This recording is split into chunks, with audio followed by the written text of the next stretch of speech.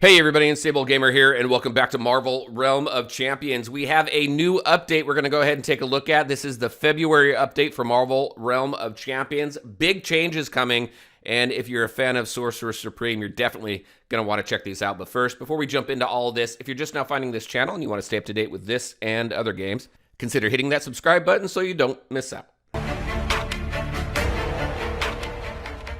All right, and welcome back. So we have version 2.0 balance changes. There's a lot of stuff happening here. We've got some buffs, we've got some nerfs, we've got some changes to a bunch of systems, we've got some arena changes. So there is a lot to cover here. So this video may be a little bit long. If it is, apologize for that. So we're going to go ahead and run through all of this. I will put a link in the description below to this as well, because we may not spend all the time on it that we need to. So you can use that link. You can go here, take a look at this, and go through all the different changes and everything and kind of figure out how it's going to impact you, because it is definitely going to impact a lot of different people, dependent on the champion that you like playing the most. If you main anyone in particular, like Sorcerer Supreme, there's a lot of changes for her in here. There's some changes to Storm. So let's go ahead and take a look at this. Today, we would like to give you a sneak peek at the balance changes coming to Marvel Realm of Champions in version 2.0. Version 2.0 will be making its way sometime in February. We don't know when. Now, one thing that they did say is that these are not a list of all the changes in version 2.0. These are just some balance changes and things. There are other changes coming with version 2.0.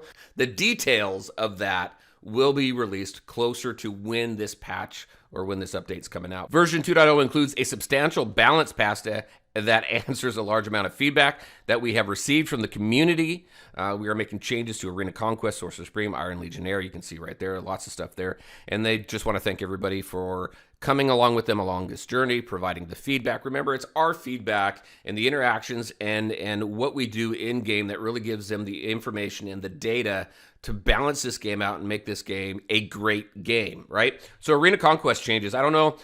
You may be aware of the Bodok Rush and the Bodok Hugging. Bodok Rush is basically, well, you can take the triple Black Panther team as kind of the the epitome of this rush tactic. Basically, they're going to rush your Bodok. They're not going to capture the center point, and they're going to do as much damage as possible, and typically take that Bodok down in 2 to 3 tries before you even capture any points. So that I did put a video out on that, on how to counter that tactic until this goes. If you haven't seen the video, I'll go ahead and post it up right here, or link it up right there.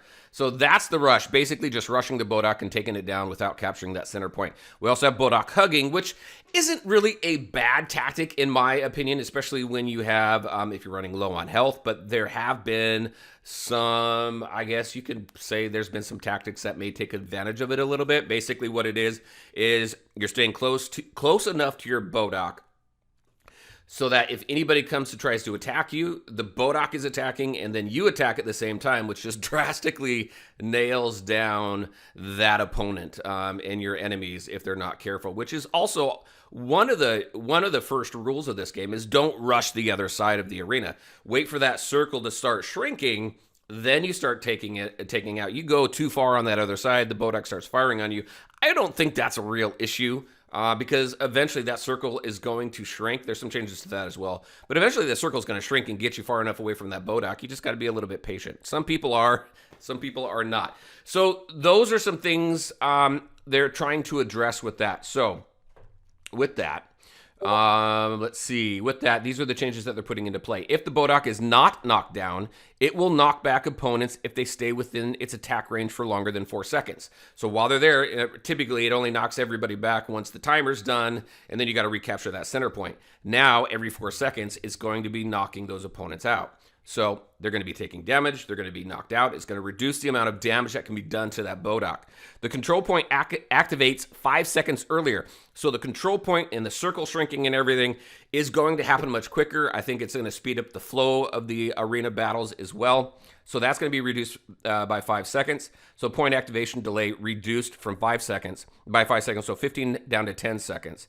If the control point is active for 10 seconds and nobody from either team has been knocked out, that control point is going to shrink by 20%. If any member on either team is already knocked out when that control point activates, that's going to immediately shrink down instead of waiting that 10 seconds. And then the control point will now shrink 15% per knocked out player instead of the 30%. So shrinking a little bit. It's shrinking a little bit less, but it's shrinking more frequently. I think that might give a little bit better flow. We'll see what happens with that. So those are the BODOC changes. I think that's going to help. I think that's a needed change.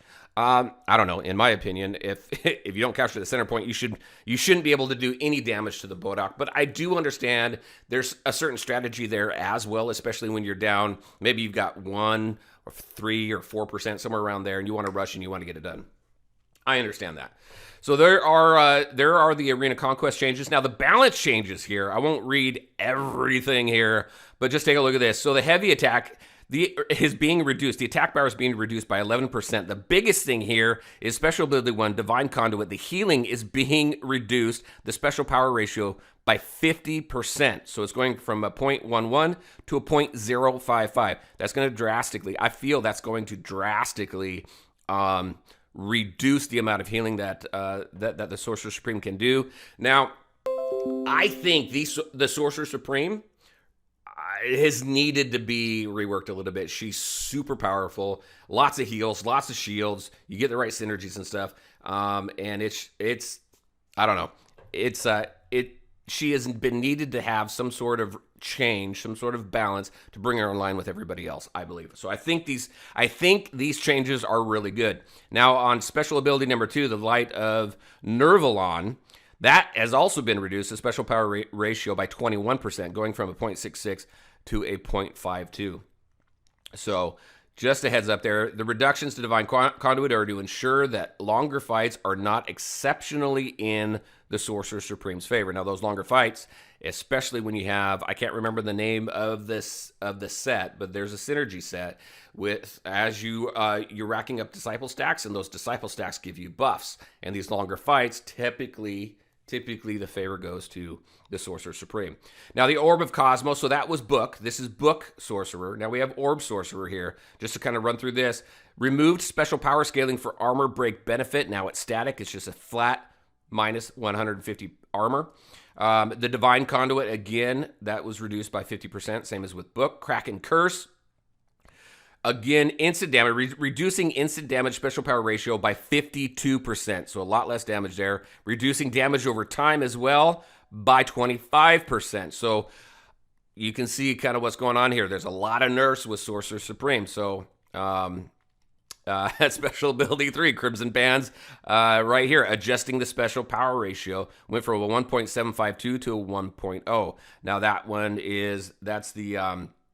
that's the stun ability. That just does a ton of damage. You would have the Sorcerer Supreme there, stun, and you would just see your health bar just go boom, gone, done, and you're down.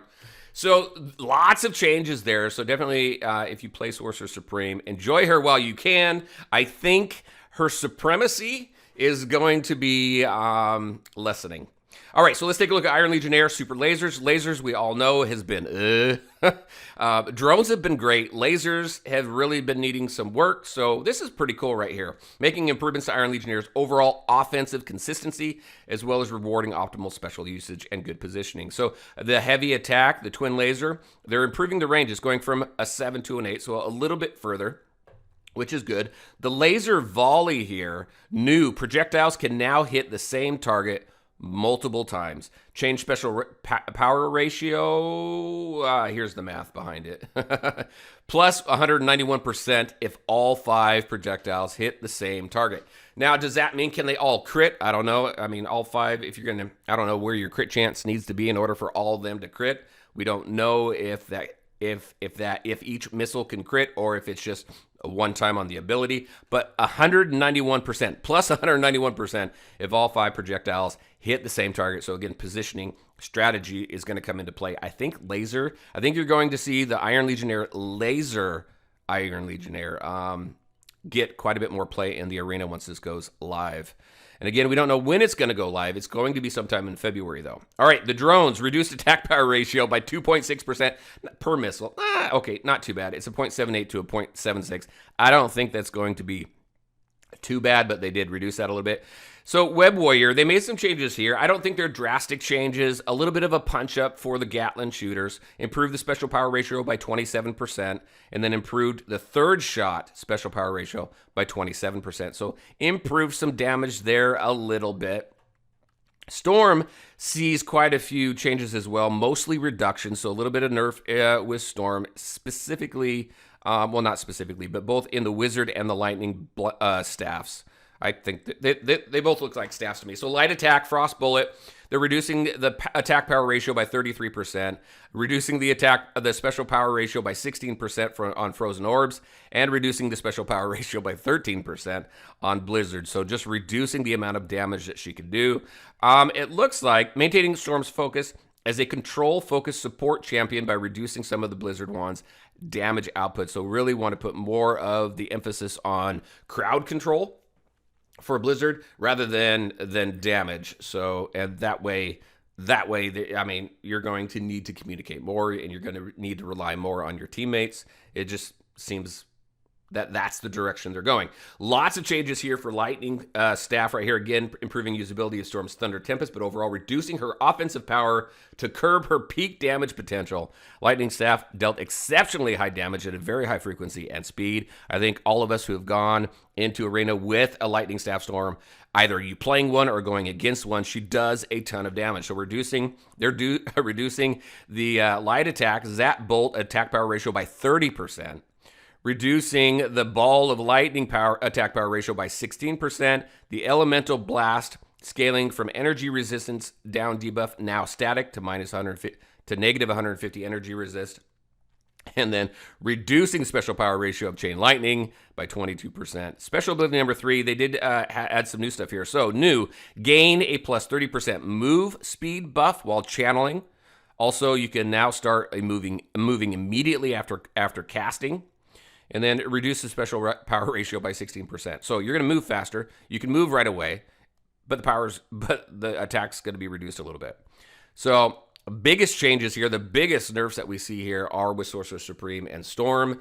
To try and bring them more in line with everybody else, we're seeing a punch up for Iron Legionnaire with lasers, and a little bit with Web Warrior with the Gatling. So now, that's it for balance changes that we are aware of. I think those are all encompassing for what's coming up with this new update. I don't think there's any additional balance changes. I think they detailed them all out here. Don't hold me to it, but just in case, that's what I read anyway. All right, gear and synergy tuning. So they're changing a little bit here.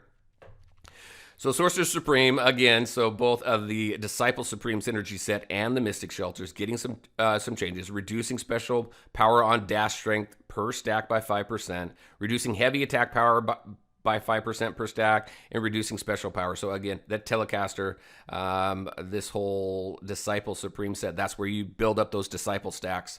Made her very, very powerful. But then also this one here, the Mystic Shelter set with the shields and stuff, reducing, you can see, reducing a bunch of power there as well. Reduce Mystic Power while shielded by 28%. Reduce Team Shield on Evade by 67%.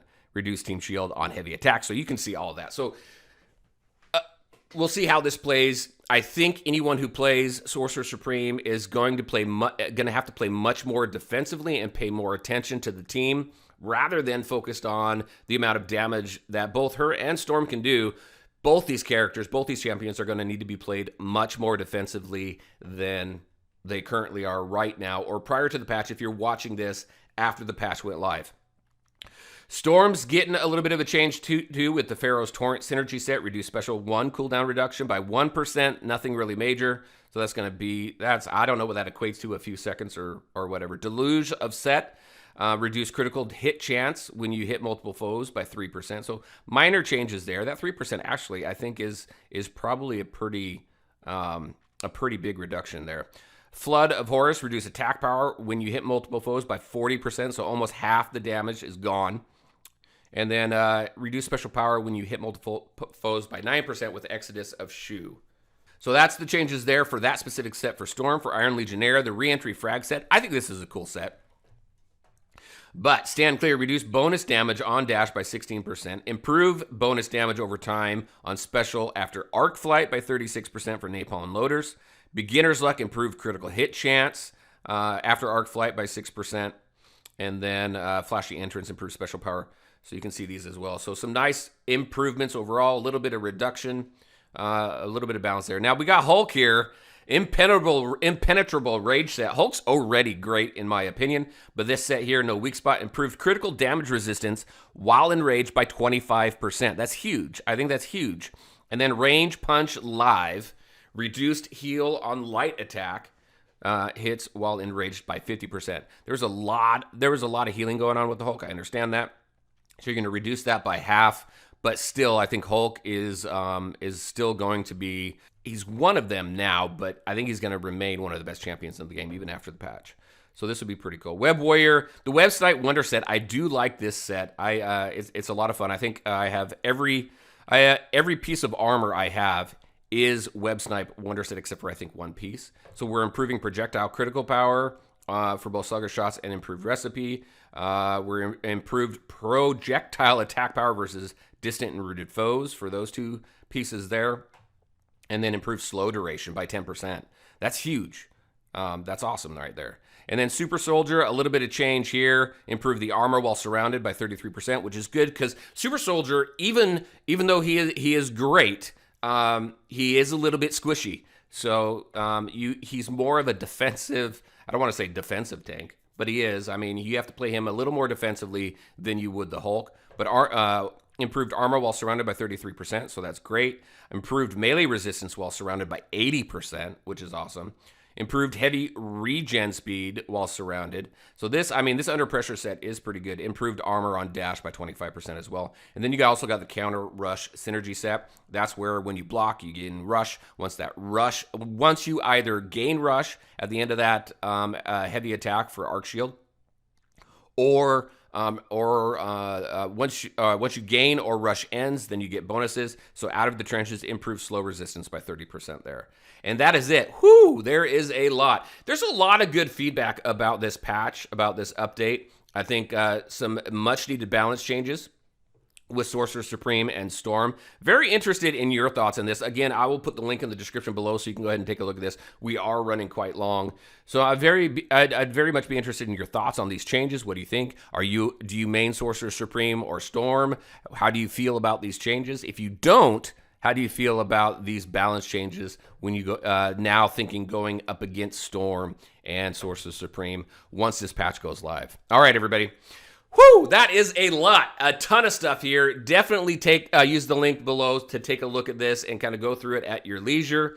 Again, very interested in your feedback. And that's what I had for you, everybody. As always, I want to thank you all for taking the time to watch the video. If you liked it, make sure to hit that like button and share your thoughts and questions in the comment section below.